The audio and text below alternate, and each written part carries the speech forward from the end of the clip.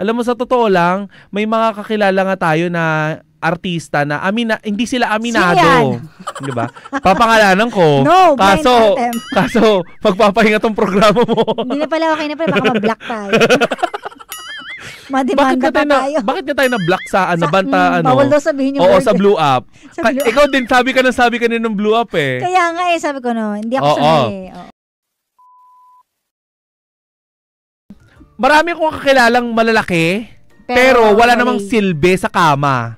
Ayun nga, kasi baka sa performance lang talaga, baka kasi doon kinukulang pa rin. So parang ano na ang pe-present mo sa akin? Anong presentation? Di sana di ba? Ang ginawa mo, nagpa-PowerPoint ka. Di ba? Hindi, eto mga kalalakihan na. Maraming ways din kung paano nyo mapapaligaya ang misis nyo. Kayo mga babae, okay lang din naman na maging open kayo sa mga asawa nyo without insulting them. Mm-hmm. Di ba? Grabe si Gandang Kara. Hindi, huminga lang ako. Di ba? Not to the point na di ba, magiging problema na iinsultuhin mo na yung asawa mo. Di ba? Inihalin tulad mo na siya sa ano ba yung kikiam? Sa kikiam pa lang naman. Di ba? Baka kasi hindi din naman natin alam, di ba? Na baka kaya kikiam ang sukat ng mister mo sa'yo kasi ubod ka rin naman ng luwag. Di ba? Di ba? May mga ganyan, naliliit, di ba? But then again, nasa sa inyo yan kung paano nyo ilalaban. Ikaw, Gandang Kara, halimbawa lang maliit yung yung Junjun ni parang ayoko sagutin yan. Junjun ni Janjan. Ano ba yan? Paano mo sasabihin sa kanya? Tatawagin mo ba ng kikiam? Kikiam? Hindi kasi ako ganun eh. Paano mo sasabihin? Hindi ako offensive na tao. So, sasabihin ko na lang ng diretso, magpa-extend ganun. Magpa-extend. Pag-usapan nyo na lang yung ganyang bagay. Total, di naman kayo nagkakahiyaang maghubad sa isa't isa. But mahiya pa kayong isa-adjust yung mga bagay na pwede makatulong. Naka-experience ka na ba ng ganon? Hindi. Juts? No. At huwag mo ko tanongin ng ganyang bagay. Bakit naman? Babae ka pa rin naman, tao ka pa rin naman. Oo nga, pero ayoko siya pag-usapan sa mga... Pero mag-iba, pwede pag-usapan. Ikaw lang pwede. Wholesome tayo dito. Hindi may SPG nga tayo. Na asam-asam nyo, andito na nga si Papa Jackson, no? Kaka-M lang. Ang lapot nun, Brad. Naramdaman ko din. Diba? Parang nainggit din ako. So, si lapot. Eto na nga.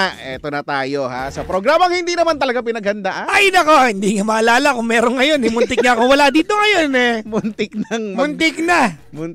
Nakasalubong ko si Gandang Kara sa gym kasi galing ako ng meeting sa labas. Sabi niya, ba't nandito ka?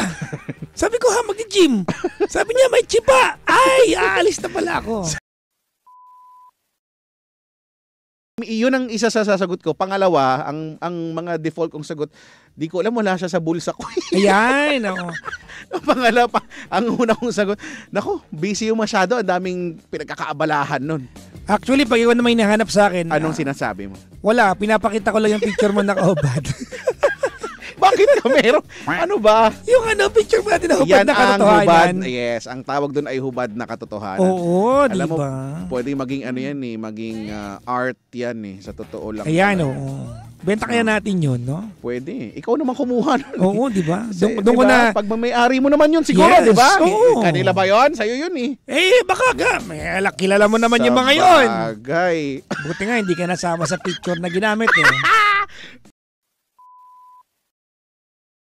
Naku, wag ka masyado maingay. Letter O. Oo. 70 ba yan? Ay, nasabi mo na! Nasabi ko! Napakaswerte talaga ng Wednesday niya. Baka dito ako. Grabe ka naman. Grabe yun. Nasabi mo na nasabi naman. Ko na naman. 70. Dapat, alam mo, Naku talaga.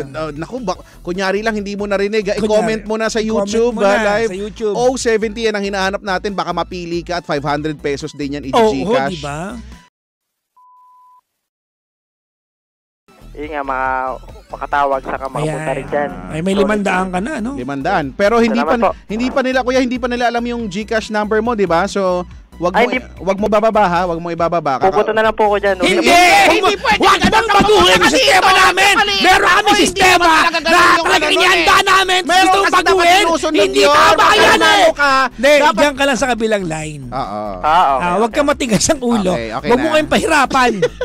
Ha? Okay, sige. Sige po, salamat po. Ikinig lang ako. Diyan ka lang ha. Huwag mong bababa yung telepono ha. Sa TikTok. Pero huwag kayong mag-alala. Kahit na mabawasan kami ng kaunting upload sa Facebook namin o di kaya hindi nyo kami gaano makit sa YouTube namin, sa ano namin, sa mga live namin, hindi kami gagawa ng content para maging controversial lang at gamitin yung mga taong wala na dito. Sabi dito, kaya pala. Yun na nga. Sabi ni Nelson, pinaganda pa, suspended lang pala. Na-suspended daw. Yun naman talaga yun. Ayun naman talaga yung... Oo. Ay, alam mo naman pag ganyan, di ba? That's beyond our control. Oo, minsan napapadila ako kasi nga, di ba? Yung bird, di ba? Tsaka dapat yung bird na yon interactive yon. Oo. Di ba? Pag parami yung follower mo doon, palaki yung bird mo. Ay, oo. Dapat ganon. Di ba? Tsaka minsan para pag sobra laki, para namamaga na yung bird. Pag sumusobra lang ba? Paano mo kunya sa isang araw, dumagsa yung followers mo. Para mamamaga siyang gano'n. So pag nabawasan ka ng follower, i-impis din naman. Gumaling yung bird. I-impis din naman eventually. Pero para yan. Ano pa? Minsan pag boss mo nag-joke, hindi na dahil nakakatawa yung joke kundi dahil natatawa ka na yung joke mo, yung boss mo nagagawa pa niya mag-joke. At saka minsan nakakatawa na corny yung joke. Oh. 'Di ba minsan okay, alam mo namang corny pero natawa ka dahil kalimbawa, corny kasi. Ano ang kasalungat ng impake? Ano? Outpake. Ano yun? Infake. Ano ba? Nakita mo? Sobrang corny. Nainis ako sa joke. Ito, walang halong mali siya ha. Kung sa'yo ba, naniniwala kami. Sorry ha. Pasensya ka na. Si Kuya Chico. Bakit ba? Walang mali siya. Gusto ko lang i-share kasi game. dahil yung word na pag sa Tagalog kasi ang dami kasing mga word na pag sa Tagalog para ang bastos. Halimbawa, sinalsal. So, apparently, ano yan? Pinagsamantalahan yan eh. Hindi. Hinaras. Hindi, meron siyang narinig ko siya at ginamit siya sa paraan na ang sa English ay parang sinort. At sa malalim palang kahulugan yan, hindi yan yung bastos. Yung naiisip Actually Kuya Chico, halimbawa ang chupa. Ang chupa ay to suck. Ano yung to Spanish suck, diba? Kaya yung pacifier, chupeta. At yung nilalagay sa bote ng bata, chupon. Chupon. Diba from the word chupa? Oo. At yung lollipop ay chupa chups. Diba? To suck the chups. Pero parang di okay. The pleasure of sucking. Ayan. Diba Spanish yun ng to suck? So pwede mo siyang gamitin doon. Na instead of inaayos ko, pwede mong gamitin yung term na yon. Pero feeling ko walang gagamit. Oo, di ba? Pa!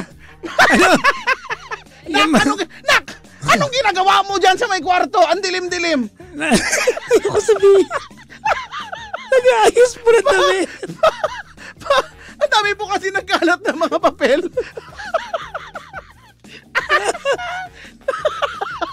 Sinasal sweet ko lang. Muntik ko na may buga yung kape.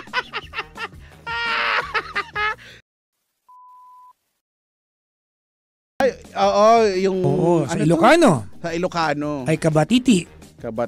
Oh, di ba? Paborito mo yun.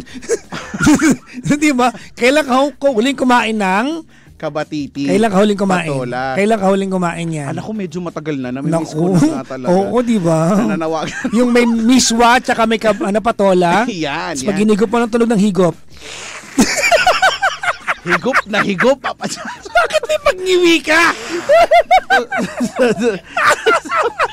Nararamdaman yung feel na feel ko yung paghigo sa pagpikit ng mata ko.